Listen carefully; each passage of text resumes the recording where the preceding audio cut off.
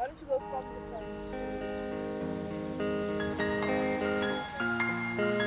to... Good day. We're in Sandton, the richest square mile. They call it. We are rich. We are rich. We're here to speak to one of the ladies, and her name is Aasiya Teladia. She'll be telling us everything fashion. She's worked in the industry. She's worked as a lecturer, and she does her own clothing. I mean, she has her own brand. She'll be telling us everything artisanal and what she believes in and her ethos, everything Artisanal Fashion Discourses. So come through.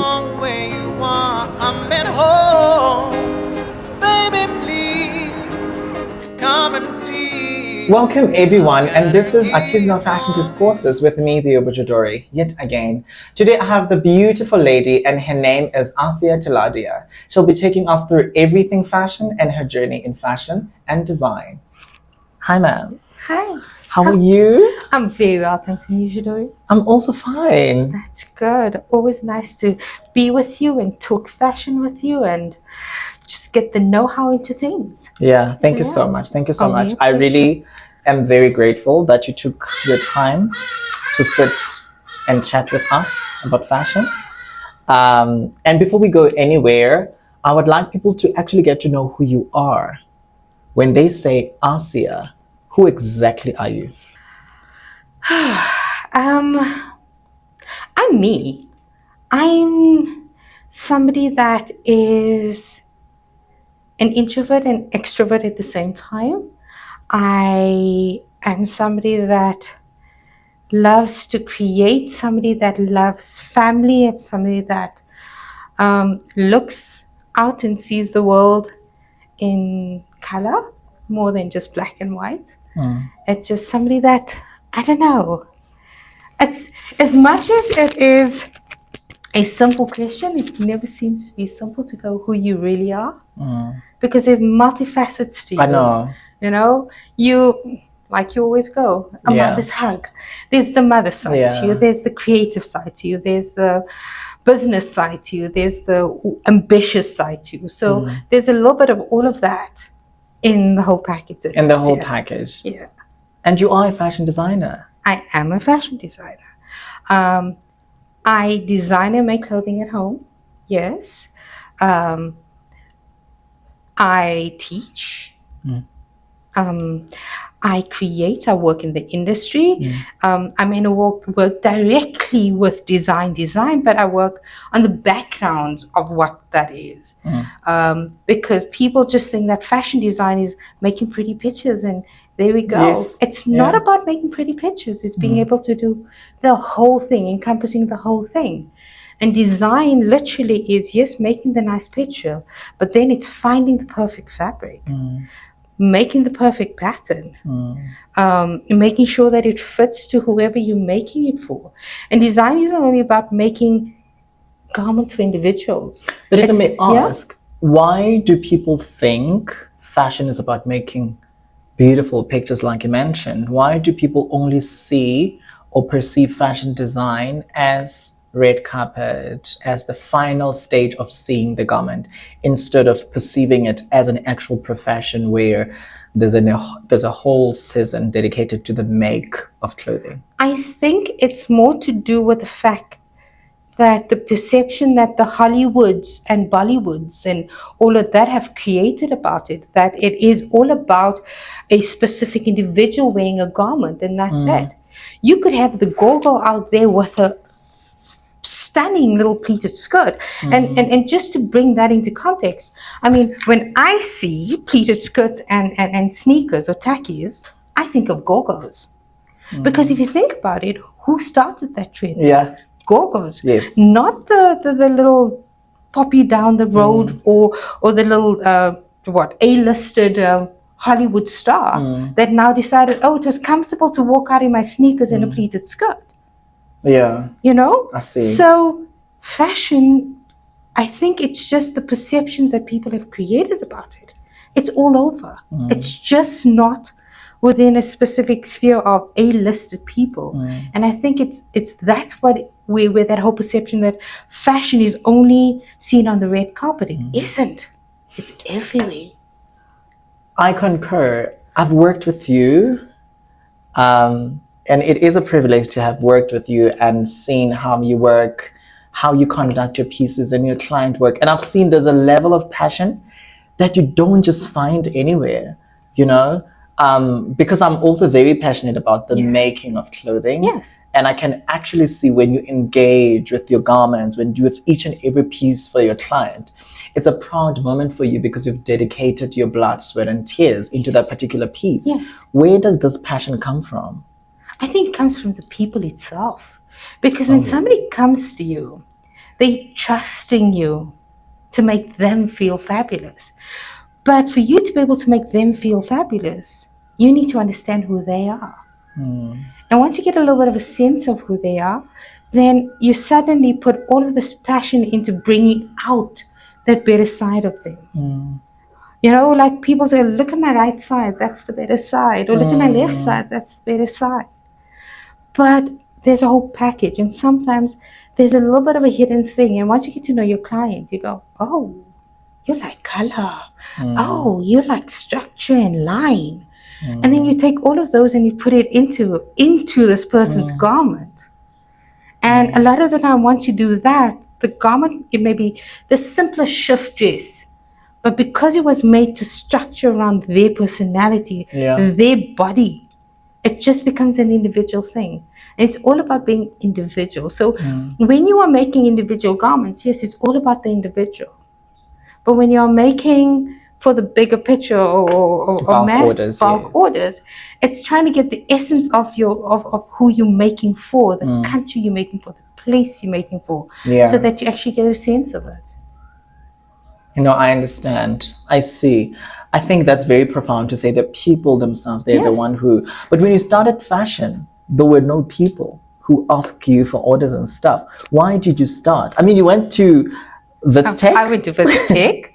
I went to Wits Tech, and it was... Tell us about that. Like, how was Wits Tech, which is currently known as UJ, right? Yes, currently known as UJ. I mean, when we started out, I think it was just a fun atmosphere. We were in the middle of town, you know, Elof Street. You know, you had to get there by bus or whatever it is. Oh my God. You had to look over...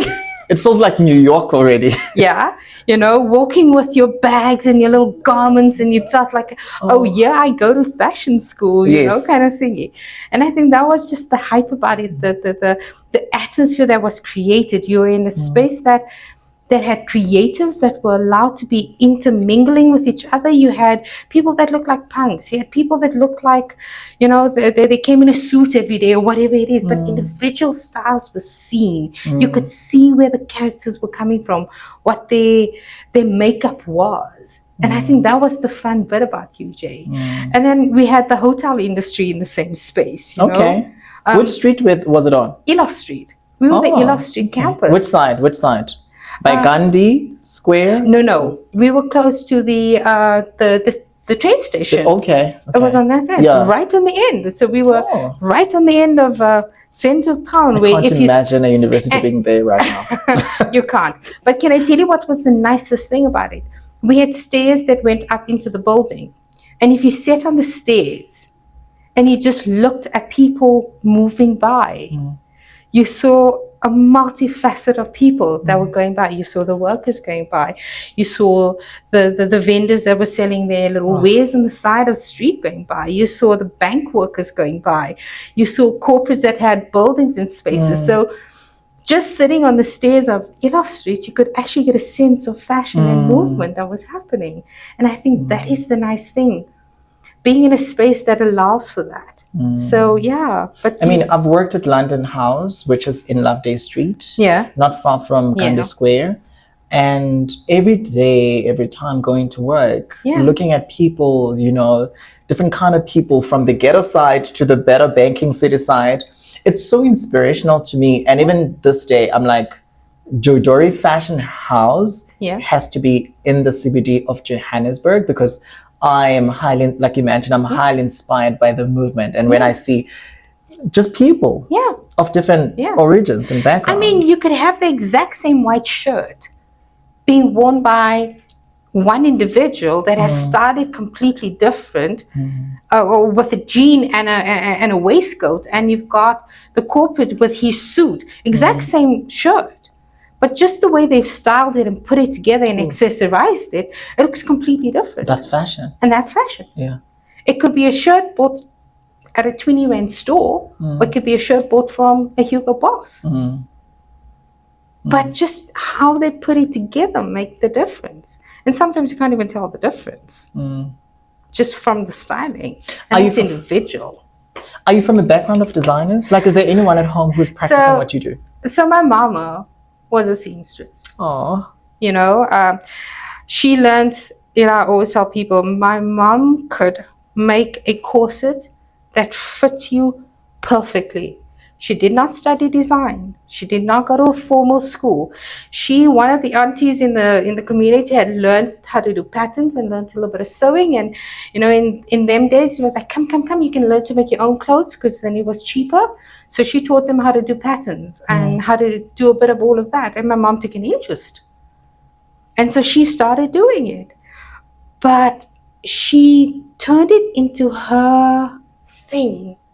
She could make a structured garment. There was just something about her ability to look at something and determine where you had to tuck in a little bit more and had to contour a little bit more and had to shape a little bit more to give you what you needed. And she worked with different body types and all of that. And that's where I got my thing from about fitted structured garments, was from her. For me, and I'll be honest, it took me very long to learn to make a loose garment, because everything had to get structure and shape, you know? And so, so for me, it was my mama. My mama was not formally trained, but I think I learned more from her than some lecturers. And then you decided to go to Wits Tech. And I started to go to Wits Tech. And for me, I was allowed to use the sewing machine in our house. Both my sister and I were allowed to use the sewing machine. If there was some beadwork to be done, Mom would go, hey, here's the beads and here's the needle and thread, and I want you to do A, B, and C. And you just sort of did it. She took clients, your mom? Yeah. Was she sewing for people? Oh, yeah, she was sewing for people. Okay. My mom would make wedding dresses and formal wear and casual stuff. You know, that was her thing. Without having trained formally for fashion? Without training formally for fashion. That is immaculate. That's so, I can't imagine myself doing all of that without the formal training that I had. That's pure talent. That's talent. You need to, you know, that is what I'm saying. She would be able to see something and know, if I shape it a little bit this way, this is what's going to happen. If you shape it a little that way, that's going to happen. And that was just intuition, I think, more than anything. Who was your favorite lecturer at Wits Tech? I'm so interested in this Wits Tech life. And how was the curriculum structured at that time? Because you know what, you're making me go back so far back, darling. I'm going to give my age if I say how far back. I mean, I romanticize all of that. I wasn't there. And you know, when I think of the people who came before us, you know, even at UJ, we had a lady, Mamatha. Yes. Mamatha. Mamatha was there when I was there also. Oh my goodness. She would always tell us how UJ was brilliant when it was in the CBD. It still is. Yes. And for me, whenever I have that discussion with her, it would always take me back to, this is not just the education that was created today. You know, it was modified for so many years so that it's perfected for this generation. There's people who came before us. How was it that time? Like, was fashion a popular thing? How was the curriculum? I think it was. Fashion was a popular thing. I think it was, you know, going into post-apartheid and people being able to openly share their views and not being pushed back and stuff like that. And I think we were in the generation where that freedom had started. And so our ability, or our, how do I put this nicely? You know, we were given the freedom to explore what we needed to explore. What year was this? Okay. 1997. 96, 97, 97, 98, 99, I graduated. The golden era. Yeah. So that is when I was there. I mean, we had Desmond, that was my pattern master. We had Hanley, that was my garment teacher. Oh my God, I was taught by Hanley as well. Exactly, you know. Dos Santos. Yes. You know, and I think that time people were a lot more passionate about things. And I think we came out of an era where people were trying to make their own clothes and stuff like that, because people were not all in very good jobs and all of those things. And if you wanted something, you had to make it. If you wanted to design something that was specifically, you had to learn to make it. So you made the effort to do it. And I think we had a lot of creatives that had come out of that time, you know, because the freedom was there. It was still fresh. And I think everybody wanted to just show themselves. So I think that was, It's always good to hear, because today when you look at how the world is structured, people, I think, are very comfortable with not putting their hands into the dirty work. You can be just on your phone, your laptop. But when I always hear these stories, even from my father, you know, when I see him fixing his shoes or doing whatever he does, or my brothers and everyone at home, I'm like, we are all crafts and artisans. We are all craftsmen by nature, you know, to survive and to live. And it's always amazing to see how things have evolved from when almost every household had a seamstress tailor to today, where there's no one who practiced all of that. Can I tell you what? I think our government, and I'm sorry if I'm going to sound like a meanie here, has done a disservice to our children by taking out home economics and woodwork and stuff like that from the curricula. We were the generation that did that.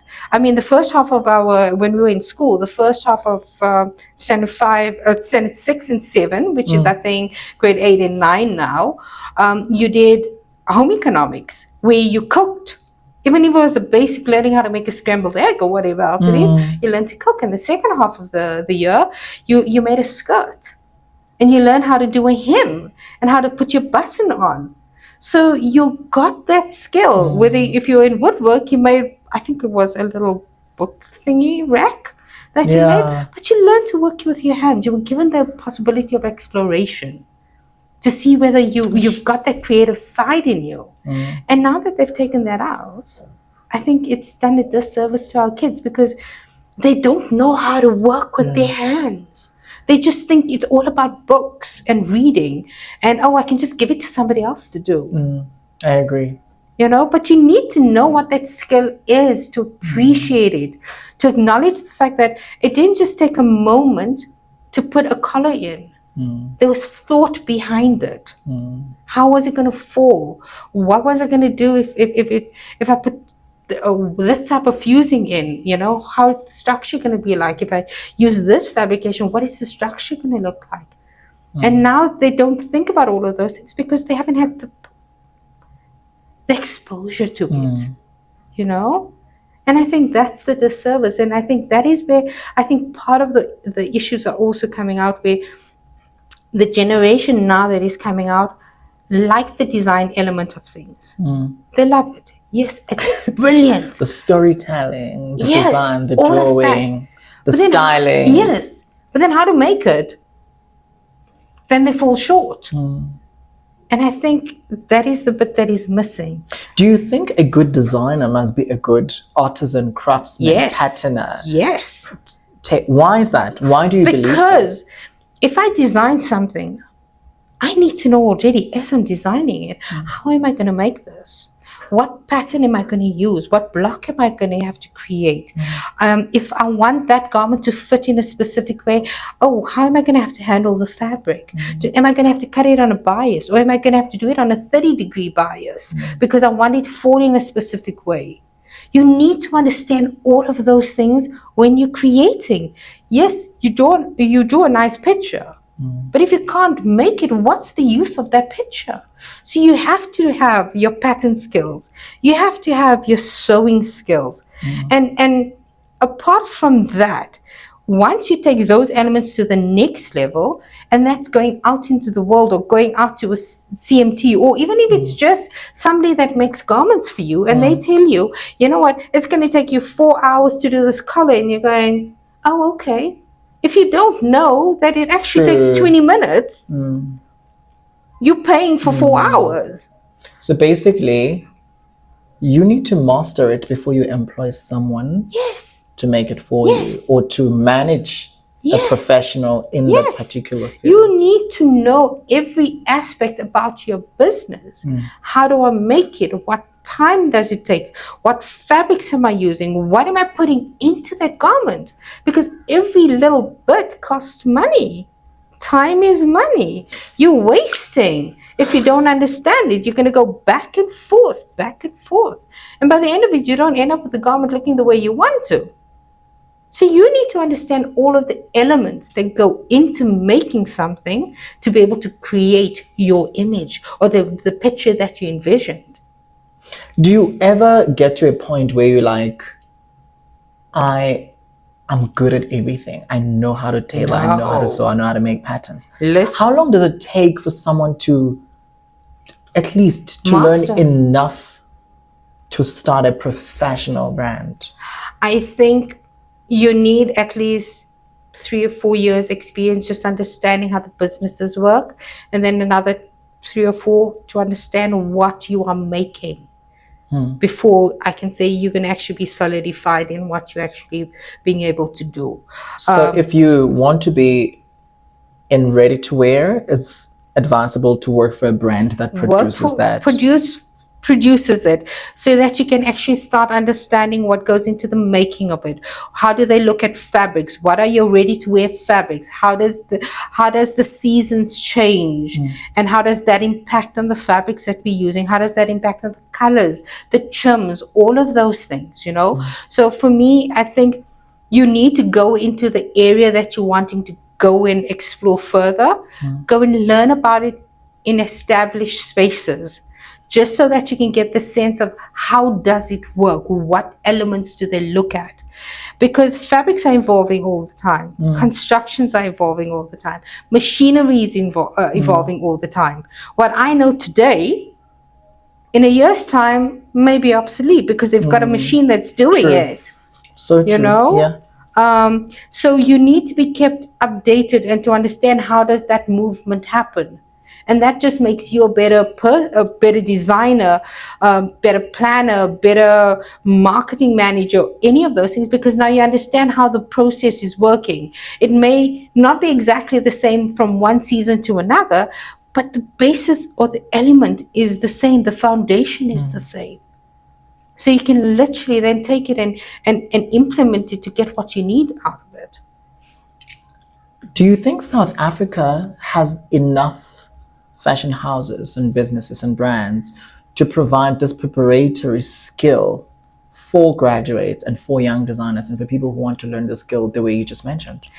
You know what? I'll be honest and tell you, I think we have too many designers coming out for the businesses that we have. So if you go into like your bigger retailers and stuff like that, you don't have a churning out of buyers and planners and stuff like that consistently. When you're in it, you're in it for a long period of time.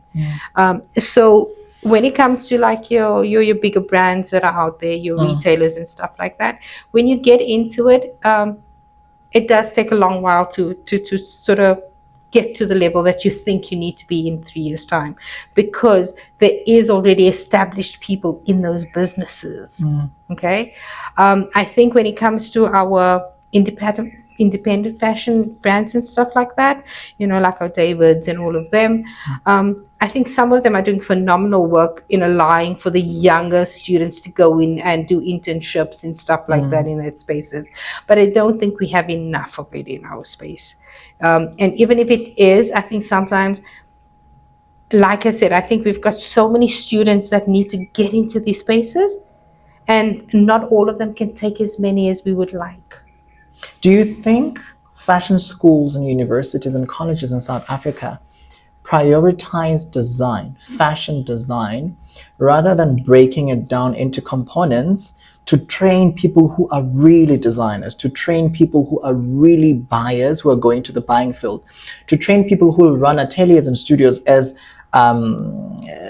tailors, to train people as pattern makers, to have all the subdivisions so that when people graduate, you have people going straight into the fields where they actually have to be. I mean, studying fashion design is a blessing because it's Yes. one degree where you can venture into multiple spheres within the industry. But do you think because we produce designers, it creates a narrow-minded mentality of saying, we got to be designers? I think our design schools and stuff like that do focus a lot more on the design elements and stuff like that. Yes. Was it And like that then? no, I think it was sort of balance of both. You had to be phenomenal at both ends of the spectrum. I'll be honest. I was never the best artist, but I could put down what I needed to with all of the elements and stuff like that. So I'll be honest. That was not me. But when it came to making of the garment and the pattern and stuff like that, that was the other side that I could actually draw my strengths into. Okay. So yes, I could do your end to end. Definitely do it, but I knew that there were better artists than me, and in the same manner, others knew that, there were certain people that were better at sewing, but we understood all of the elements. And we could, if we went out, we could make you a jacket. We could make you a pant without thinking, oh, there's going to be elements missing from it. So we got the skill levels. And I think that is where we need to actually be getting within our industries here, understanding those elements. Fine, nice that we graduate as designers. But I think what we need to also start looking at is when our kids are now starting to doing your masters and your doctorates and all of those things, that when we do it, yes, allow for spaces like tailoring to be done and stuff like that. And not only from the theoretical side of tailoring, for example, it has to be the practical side of it where, you would look at something and could already figure out without even checking the measurement that, the panel is wrong. You're missing a fundamental step in the way the structure has been created, that sort of thing, so that you master that art. And I think when it comes to like, so it's postgrad and then, how does the steps again work? So you get the degree and then you do your postgrad and then you're done. So I think that part of it, I think, needs to be a little bit more structured in the sense that they need to bring in elements of like, I want to make corsets only. That's a great idea. I think when you say postgrad, because I know with universities and colleges, postgraduate, they offer research more. Yes. So at least when you do your honors, honors in tailoring, you do your research and on your practical component, you're still learning the in-depth of tailoring because undergrad is not enough time to do everything. Exactly. That's a great idea. I hope someone is listening out there to relook at this. To look at it. Yeah. Because you cannot only have the theory side of it. You need to bring that practical element into it. So that when they go out, they have started mastering the art of it. But Aasiya, some people say then fashion was more focused on producing seamstresses, jacket makers, dressmakers, and now they try to bring businessmen, because artists and creatives for a very long time, they would graduate and fail when it comes to the running of the business. So that is why they had to actually prioritize the soft skills as well to match with the practicalities. And that I totally agree with. You need to have that balance on both of it, because like you said, sometimes as creators can be like focused only on one thing and then you forget about the other bit of it. True. Where you go, oh, I'm going to sell this for this, but then you don't realize, oh, there was your time and your pattern and your fabric and and you don't think about all the elements that a businessman would. So personally, I think it's really, really good that they brought in those elements into the design courses so that the kids actually understand what that is. But I think maybe that needs to be something that is taught after. Okay. In a sense that, yes, for you to get your degree, you have to have all of these elements, your design elements and all of that. However, for you to graduate, you have to also do a half-a-year business course to understand how to run a business, how to market yourself, all of those things. Because I think that is key. It is. I think half of the time we fail because we forget that part of it, that business side of it. I think for me, because I've worked in industry and I've worked privately, and now I mean with the lecturing and stuff like that, I've managed over the years to actually sort of go, oh, so that's how they do the marketing. Oh, that's how they do the costing. Oh, I need to remember these things, so that when I started my own home business, I already understood, oh, okay, I needed to be looking at all of these elements, and that only came from experience. You know, that wasn't fully taught. But if that can be taught, like I said, I would do like a half a year marketing, economic accounts, all of those things sort of element to a curricula. So when you say you worked in industry, what exactly are you talking about? Take us just in a very quick, take us through like your career journey. Where did you start and where did you land? So I started as QC. I worked for an international quality control. Yes, quality control. That is basically going into the factories and making sure that they're producing the garment based of what our clients' requirements are. So I worked for a company called Landmark, and we would do 10 degrees below the equator, the African countries. Okay. So I got to travel quite a bit to the different African countries that were manufacturing for us. So this was basically going into industry, into the factories, into the heart of where things were being made, and making sure that our clients' needs were sorted. And then also worked for Edcon. And there I worked as a QA, which is a quality assurer. And a quality assurer basically is somebody that looks at the product before it goes into production. So your buyer has placed a product with a specific supplier.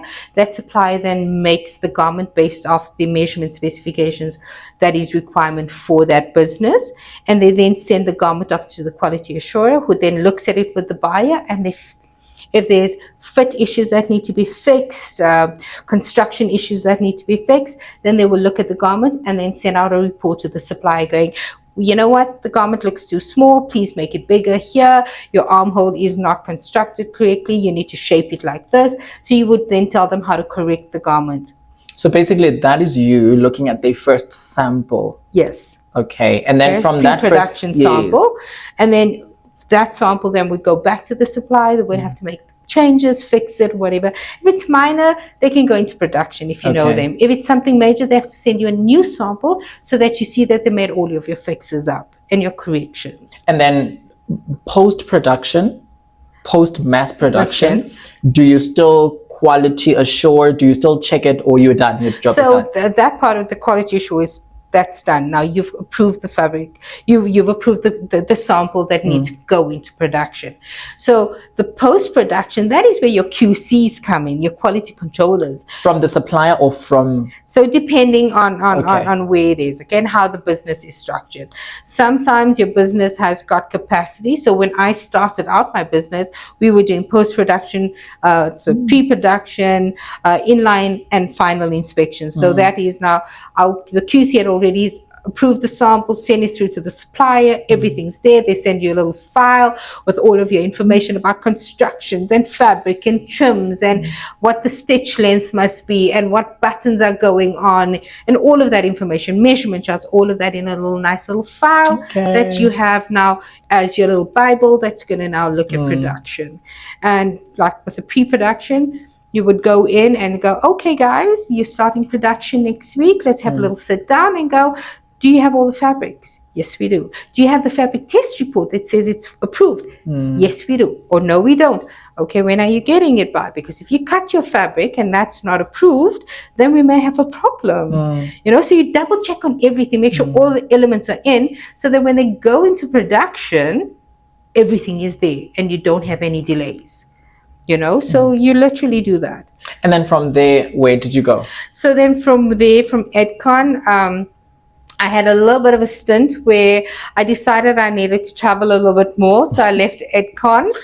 I worked for an international company for a small period of time.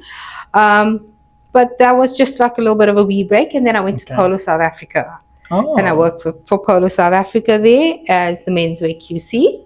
And then... So you're the lady of quality. When you walk around, you're looking at a garment like, Yeah, I'm a lady of quality. I kind of look at all elements on a garment. Would you freelance as a quality control for, let's say, startup brands, just to quality control? Yeah, I mean, if I had the capacity to be able to do that, and that was part of my business, I would definitely look at being able to do that. So if someone would like to reach out to you and say, hey, I have a brand and I'm not so sure about the quality of clothes that we produce, even though we are selling, would you be keen to just, to be our freelance QC just once in a while, to check the samples, to check the pre-production on a part-time basis, just there? If I had the capacity to be able to do it, yes, definitely. But if they get a hold of me and contact me, I will be able to put them in contact with somebody that actually can do it and know how to do it, so that they'll be able to assist them in that element of things. Yes. So yeah, but you do have people that do that. They consult with you and help you out to understand what needs to happen, and like for startups to understand what is the need. Okay, so before we close, I'm just curious, during when you were starting to when you just graduated and started in industry, who were the top designers in South Africa that you feel like maybe they were underrated, or maybe people nowadays do not know about them? People who were monumental during that time. At that time, we had the boys, and we had Julian and all of them that were, I did my in-service training at Julian at that time. Wow. Yeah. That was like phenomenal, being able, that man can make patterns. He's phenomenal at it, And where is he based, Johannesburg? Yeah, he was based in Johannesburg. He was in Rosebank. Okay. And at that time, Rosebank was the place to be. You had to have your store or your design studios and stuff like that in Rosebank, because Rosebank was the space where art was happening. So at that time, they were there at that time. And then, the names like your denim brands like Soviet and all of that, during my time, Lee, Soviet, they were like the denim brands that were out there that you were looking at getting into and stuff like that. So but no, that is brilliant. Thank you so much for joining us, Miss Aasiya. It's only a pleasure. Anytime. Where can we find you? Do you have any social media if someone would like to place orders from you, or to work with you on a personal basis? On a personal basis. So I do have an Instagram, but let's say that if my sister heard this, she'd probably be hitting me over the hand. I need to be setting that up properly and stuff like that. But once that is all set up, then I will let you know, and you can let your people know where it is. But if you do look for me on there, it's my name and my surname put together, and that's my Instagram handle. Okay, that's our Artisanal Fashion Discourse for today. Thank you so much for tuning in. See you next time.